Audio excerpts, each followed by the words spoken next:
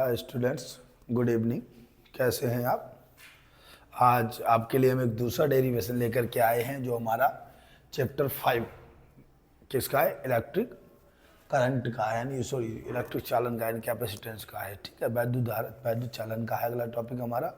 तो देखते हैं जरा, इसमें हमारे पास क्वेश्चन है वैद्युत धारा और अनुगमन वेग में संबंध ज्ञात कराना है। क्या बताना? वैद्युत धारा और अनुगमन वेग। इसका मोस्ट इंपॉर्टेंट क्वेश्चन आता है विभवांतर तथा अनुगमन वेग में संबंध ज्ञात करो, इसके आधार पर ओम के नियम का सत्यापन। हम आपको लगातार दोनों वीडियोज में बिल्कुल रेडी करा देंगे डेरिवेशन, आप समझ लीजिएगा इसको ध्यान से। तो देखिए वैद्युत धारा और अनुगमन वेग में संबंध क्या होता है। हालांकि ये बुक्स में कठिन लेवल में भी दिया गया है, लेकिन हम आपको बहुत सरल लेवल में कंप्लीट कराएंगे। इसको आप एक बार ध्यान से समझ लीजिएगा, कोशिश करेंगे कि एक ही बार में आपके समझ में आ जाएगा। कैसे लिखेंगे हम? माना किसी चालक तार में आई एम्पियर की धारा बह रही है। कैसे शुरुआत करेंगे? माना, इसमें रिटर्न वर्क ज़्यादा है लेकिन निश्चित रहेगा, बहुत सरल भाषा में लिखेंगे, बढ़िया समझ में आ जाएगा। माना किसी चालक तार में आई एम्पियर की धारा बह रही है, यदि स्मॉल टी सेकेंड में तार से प्रवाहित आवेश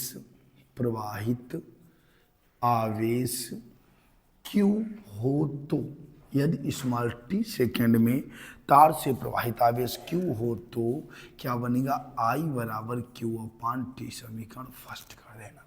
इसकी हमें लास्ट में भी फिर आवश्यकता पड़ेगी, ध्यान से इसको समझते जाइएगा। कैसे लिखेंगे? माना किसी चालक तार में आई एम्पियर की धारा बह रही है, यदि टी सेकेंड में प्रवाहित आवेश Q है तो I बराबर Q/T। बहुत नॉर्मल सा डेरिवेशन आपको बहुत सरल भाषा में सिखाएंगे, ठीक है। फिर हम लिखेंगे यदि तार का अनुगमन वेग Vd कामा मुक्त इलेक्ट्रॉनों की संख्या स्मॉलियन तथा परिच्छेद क्षेत्रफल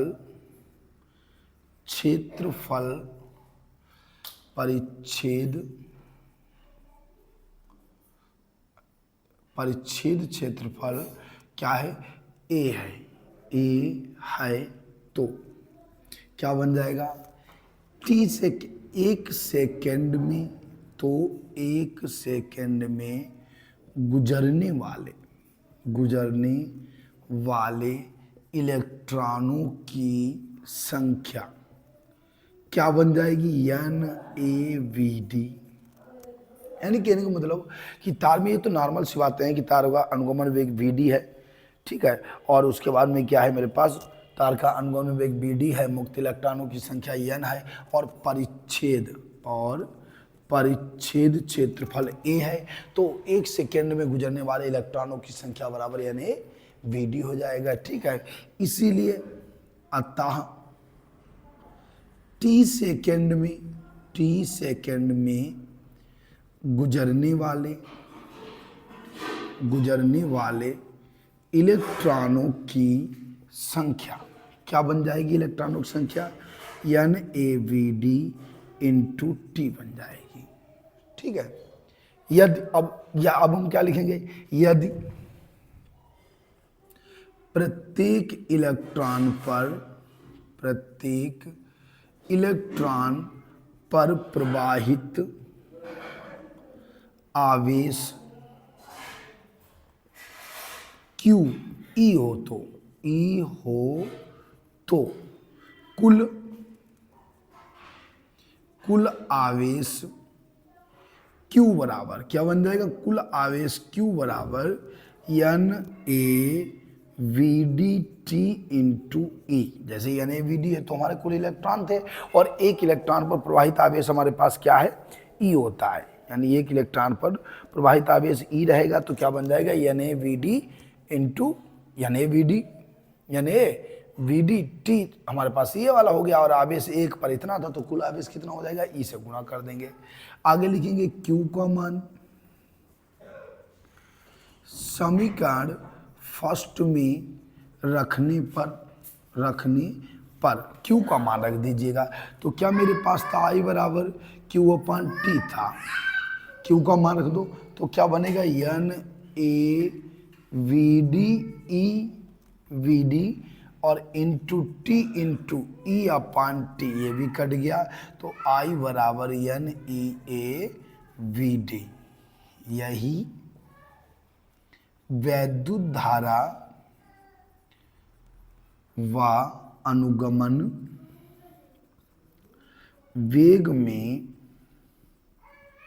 संबंध है। बहुत इजी डेरिवेशन है, एक बार हम इसको और समझा देते, कोशिश करते हैं कि बिल्कुल रट जाए आपको। ठीक है, कैसे हम लिखेंगे नई लाइन से, माना किसी चालक तार में आई एम्पियर की धारा बह रही है, तब स्मॉल टी समय में प्रवाहित आवेश क्यू होने पर आई बराबर क्या होगा क्यू अपान टी। ये हमारा समीकरण फर्स्ट हो जाएगा। ठीक है, यदि तार में मुक्त इलेक्ट्रॉनों की संख्या क्या है, स्मॉल एन है, अनुगमन वेग वी डी है, और क्या दिया गया है, क्षेत्रफल ए है, तो होता ही है। ठीक है, तब एक सेकेंड में गुजरने वाले इलेक्ट्रॉनों की संख्या एन ए वी डी क्या बनेगी, एन ए वी डी, सारे मिला देना। ठीक है, अर्थात टी सेकेंड में इलेक्ट्रॉनों की संख्या तो टी से गुणा हो जाएगा, n A v d into t. यदि एक इलेक्ट्रॉन पर प्रवाहित आवेश क्यू, इलेक्ट्रॉन पर आवेश कितना होता है, स्मॉल ई होता है, प्रवाहित आवेश ई हो तो कुल आवेश कितना हो जाएगा, बहुत सारे इलेक्ट्रॉन है तो कुल आवेश कितना हो जाएगा, यानी बी डी इंटू टी है, उसमें ई से आप गुणा कर देंगे, फिर तुरंत बस हो गया डेरिवेशन। क्यू का मान समीकरण फर्स्ट में रखने पर जब आप मान रखेंगे टी से टी निगलेक्ट हो जाएगा, आई बराबर यानी ए बी डी बच जाएगा। यही हमारा धारा, वैद्युत धारा और अनुगमन वेग में संबंध है। इसका स्क्रीनशॉट ले लीजिएगा, फिर इसका छोटा डेरिवेशन है वो भी कंप्लीट करा देते हैं, फिर आगे आपको अगला डेरिवेशन कराएंगे। स्क्रीनशॉट ले लो, हो गया। देखिए अब इसके आगे हम क्या आपको सिखाएंगे, थोड़ा इसमें छोटा सा डेरिवेशन इसके साथ और भी जुड़ा हुआ, डेरिवेशन उसे ना भी माने तब भी कोई बात नहीं, वो इसी का है। अगर आएगा भी तो एक साथ ही दोनों चलेंगे, क्योंकि एक से एक के बिना दूसरा हो नहीं पाएगा।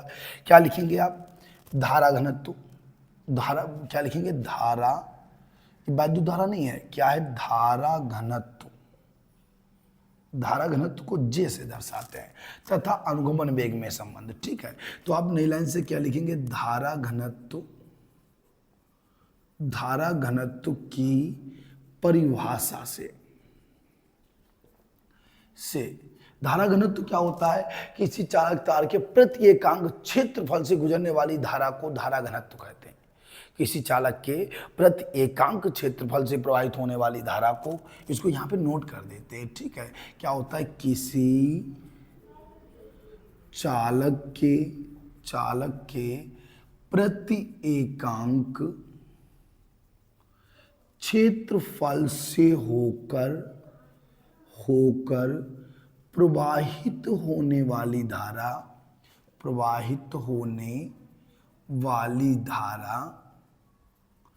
घनत्व कहलाती है, धारा घनत्व कहलाती है।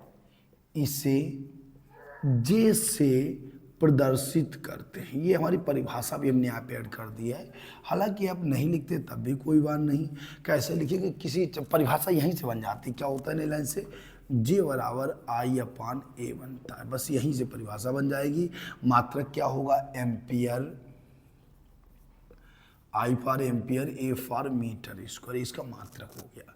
क्या होता है कि धारा घनत्व समझना, पहले जे बराबर आई अपान ए याद कर लो, किसी चालक के प्रति एकांक क्षेत्रफल से प्रवाहित होने वाली धारा उसका धारा घनत्व कहलाती है, इसे जे से दर्शाते हैं, जे बराबर आई अपान ए। अब देखिए जरा इसका संबंध कैसे बताते हैं। संबंध याद करने के लिए क्या लिखेंगे नई लाइन से, यहाँ पे संबंध हेडिंग डाल दीजिए। क्या डाल दिया, संबंध। कैसे, धारा घनत्व की परिभाषा से। कैसे आप लिखेंगे, धारा घनत्व की परिभाषा से। क्या परिभाषा है धारा घनत्व की, जे बराबर आई अपान ए। ठीक है, और क्या लिखेंगे हम, और उसके बाद क्या होता है मेरे पास, अनुगमन वेग, वैद्युत धारा व अनुगमन वेग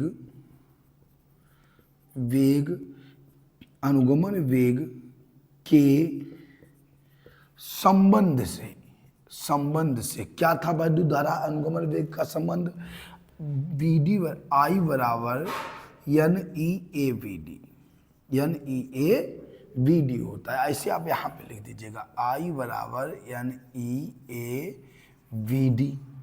ठीक है, अब क्या लिखेंगे आप, समीकरण फर्स्ट हो गया, सेकेंड हो गया, I का मान समीकरण फर्स्ट में रखने पर मान रख दीजिएगा I का NEAVD। तो J बराबर क्या बनेगा, I की जगह पे लिखो NEAVD अपान A से A निगलेक्ट हो गया, J बराबर NEVD या BD बराबर J अपान NE, यही धारा घनत्व व अनुगमन वेग में संबंध है। कैसे आप लिखेंगे, धारा घनत्व और अनुगमन वेग में संबंध। जरा एक बार समझिएगा, हमने बताया धारा घनत्व होता क्या है, किसी चालक में के प्रत्येक अंक क्षेत्रफल से प्रवाहित होने वाली धारा उसकी धारा घनत्व कहलाती है। इसे J से दर्शाते हैं, J बराबर I अपान A हो जाएगा। ठीक है, सूत्र की स्थापना जब आप करें, संबंध ज्ञात करेंगे तो आप लिखेंगे सबसे पहले धारा घनत्व की परिभाषा से J बराबर I अपान A, अनुगमन वेग और विद्युत धारा के संबंध से क्या होता है, I बराबर NEAVD, I का मान समीकरण फर्स्ट में रखने पर तो क्या बनेगा, NEAVD अपान A होगा, A से निगलेक्ट हो जाएगा, J बराबर NEVD, यही हमारा धारा घनत्व और अनुगमन वेग में संबंध है। नोट डाउन कर लीजिएगा दोस्तों, और ध्यान रखिएगा, सब्सक्राइब भी करना है आपको, शेयर भी करना है, और आज के लिए जय हिंद।